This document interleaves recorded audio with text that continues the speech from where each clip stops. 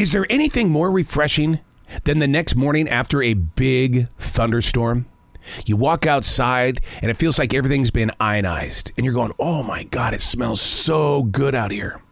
You look into the forest, and you see the deer, you see the squirrels, and you just feel like that you're part of something so universal, but you're only this much of the story.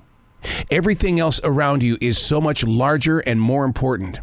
But just to be this much of the story allows you to breathe in and just feel like, wow, we belong together. It's like jazz. It really isn't supposed to work, but it does. How?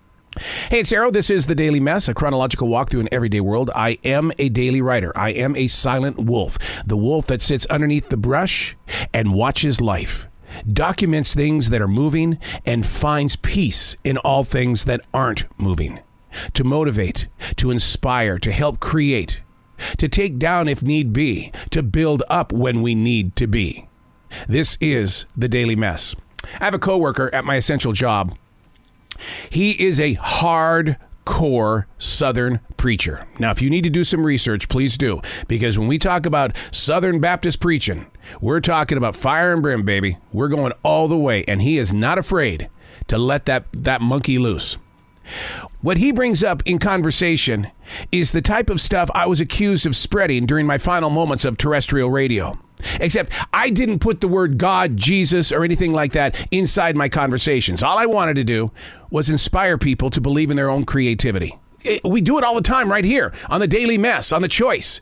The lyrics to Billy's Forest. It's all about creativity. I want to build you up. But some people were offended by the way that I try to inspire others to believe in themselves enough to have the courage and the confidence to grow as a creative person. My intentions were to be positive and to use positive thinking as a tool. Learning that not everybody wants to be positive. I learned the hard way because I was always pulled into those meetings.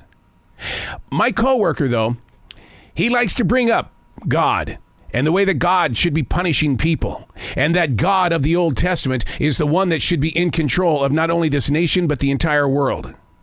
And he uses the verses. Man, I'm standing there going, oh my God, please help me. And because I just want to listen. Maybe he's got this on his chest. Maybe he's practicing something like a comedian practices or a musician practices. And because I do study the word, maybe I just have been called to be in that moment. But the thing is that he brings it. He brings that word. And I sit there and I wonder if this is a form of religious abuse. And I had to look that up. And what I'm not accusing him of that, but I know that he's not the only one who does do that, because the experts say that a person who brings religion to work, you cannot fire them for that. All you can do is invite them to calm down. Just calm down. Or as a regular everyday person, if we know what they're speaking of when you come in contact with them, then don't come in contact with them. Do everything you can to keep your conversation short, to the point, hey, how you doing? And move on. I do listen, but I also do not compete against him. What I'm taught in my church versus what he teaches in his church, we don't talk about that because it's two completely different things. Same God, just two completely different things. Who's right, who's wrong? We're both right. And I think that's what we need to do in this world today is quit taking sides and believe in each other's strength on whatever God you bring into your life. I'm Arrow, and that's The Daily Mess.